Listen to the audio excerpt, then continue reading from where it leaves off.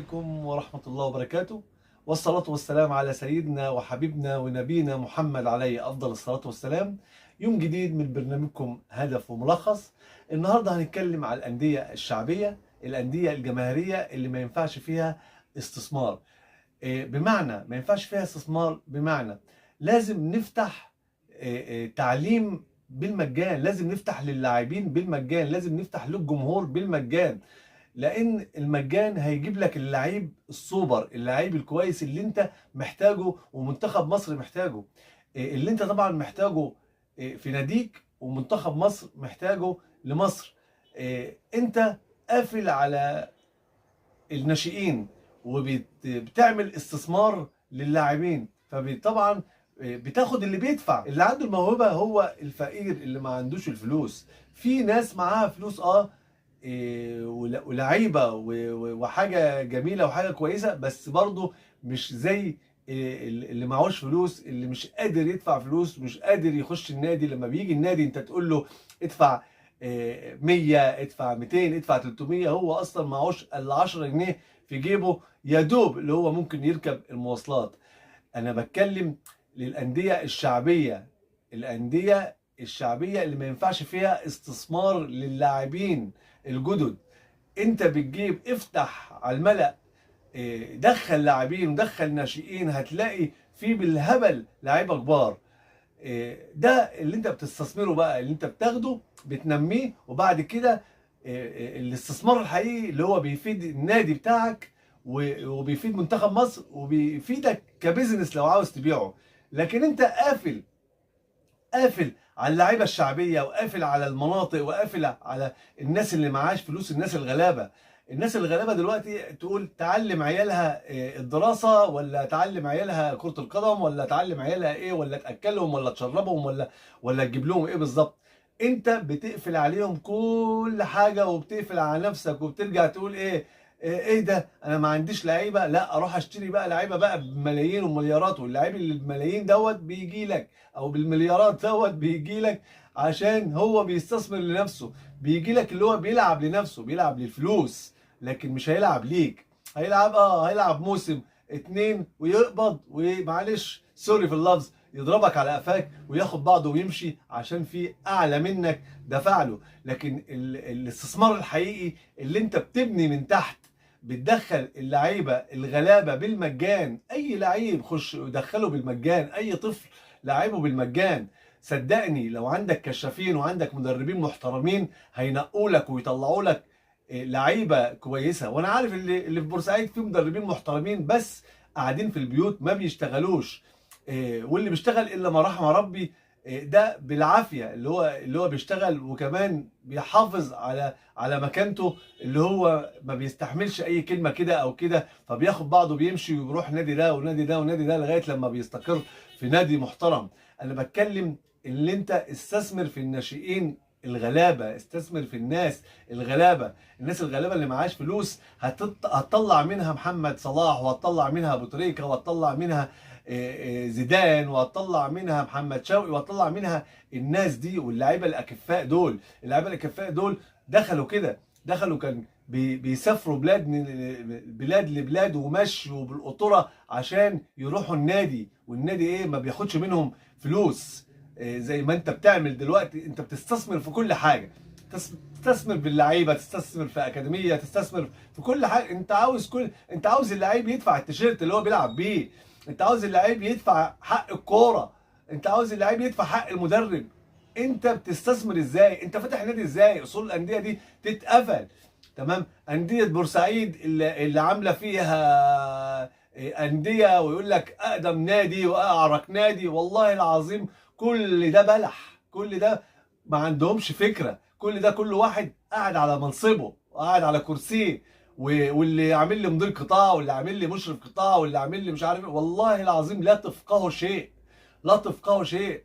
بتجيبوا مدربين، وبتجيبوا مديرين قطاع، وبيديروا، والله العظيم كمان مره ما عندهمش اي فكره. كل واحد يقول لك انا انت ايه؟ انت والله ولا حاجه. انت ما لبستش شورت وفانلة. انت جاي، واحد جاي بالانتخابات، واحد جاي بعصابه، واحد جاي بالعافيه. لكن اللي انت فاهم كوره او اللي انت فاهم اداره، انت ابيض. استثمر في اللعيبه الغلابه الاطفال.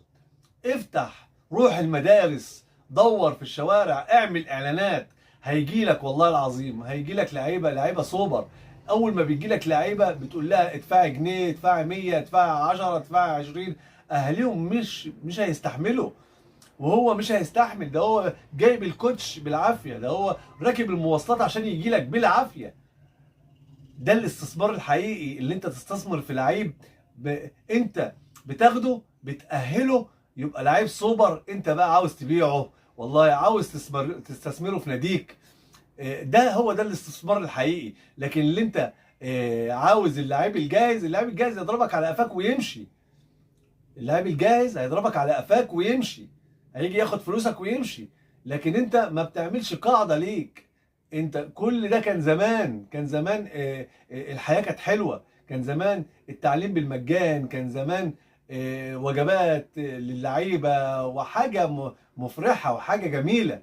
حتى لو النادي فقير ما بياخدش من العيل فلوس. لكن دلوقتي كله استثمار. يقول لك ايه، فلان الفلاني يبقى كابتن. كابتن مين يا جماعه؟ لاعب كرة امتى؟ انا مش فاهم، لاعب كرة امتى؟ اه يا عم، ده كابتن يا عم، وعامل طفره. عامل طفره فين؟ يعني مدربين بيتغلبوا من طوب الارض، وتيجي صفحات هايفه على النت تقول لك ايه، الكابتن فلان الفلاني عامل طفره وعامل مش عارف في ايه. ما هو الناس ما تعرفش حاجه، لكن احنا في المجال عارفين ده اتغلب الماتش اللي فات، ولا اتعادل الماتش اللي فات، ولا ما عندوش فكره، ولا عنده فكره. لكن كل الصفحات طبل اتكلم. وغير الصفحات اللي بتاخد طبعا جمايل من هنا وجمايل من هنا عشان تقول كلمتين في حق مدرب او حق لاعب. يا جماعه قسما بالله، قسما بالله، انتوا بتودوا الكوره في داهيه. انتوا بتودوا مصر في داهيه. اللي انتوا استثمر في لعيب تكون انت اخدته ونجمته وعطيت له كل حاجه من عندك. لما كبر خلاص بقى استثمره بقى. والله هيفيد النادي، هيفيد مش هيفيد النادي، ابيعه عشان اجيب غيره وغيره وغيره وغيره وغيره. لكن انتوا كده، كل اللي انتوا بتعملوه دوت اونطه، والله اونطه. لا هتلاقوا منتخب مصر، ولا هتلاقوا لاعبين بيلعبوا كوره. ان الاسماعيلي فاشل، كله يقول لك المدرب. انا في ماتشات كتيره كابتن ايهاب جلال ابيض يا ورد. كابتن ايهاب جلال مش عارف ينسق لعيبه مع بعض. يعني في 3 لعيبه بينزلهم من الشوط الاول، وفي 2 بينزلهم من الشوط الثاني. الثلاثه لو منهم 2 بيلعبوا مع الاثنين اللي في الشوط الثاني، هيكسروا الدنيا. لكن هو فاصلهم عن بعض، بيلعب دول لوحدهم ودول لوحدهم، وبعدين يقوم مخرجهم ويقوم منزل دول. فعلا فكره عقيم، فكره عقيم. غير طبعا الكابتن علي ماهر. الكابتن علي ماهر برضه ليه افتكاسات وليه غرائب وطرائف. تمام. ممكن يجيب اللعيب اللي بيلعب مساك يلعبه نص ملعب، لعيب فرود بيخليه على الاطراف. يا عم العب كل واحد في مكانه. لو لعبت كل واحد في مكانه الطبيعي، والله العظيم هتكسب. حتى لو مش هتكسب هتعمل ماتش كويس. تمام. فانت ما عندكش، يعني انت بتقول عندك لعيبه، ده انت عندك لعيبه عشان شاريهم من بره جايين يأدوا مهمتهم ويمشوا. لكن ما عندكش ناشئين. دور على الناشئين، ابيض يا ورد، صفر ناشئين. المصري لسه مغلوب من الاهلي حوالي 6 ولا 6-1 تقريبا ل 2003. فضيحه. ف يعني انديه كتير بتتغلب يعني تطلع بره بتاخد على قفاها وتيجي. تمام. بره معلش بيستثمروا، بس بيستثمروا بقى إيه لما يكون نادي كبير عاوز تدخل بقى ابنك بقى مش عارف ايه. لا والله هنشوفه الاول. والله لو كويس مفيش اي مشكله، لو مش كويس هيدفع كذا ويعمل كذا على اساس يبقى كويس. لكن انت منعت كل ده. والله اعلم الانديه برضو دي بتعمل ايه، الاقاليم والانديه اللي بره دي بتعمل ايه.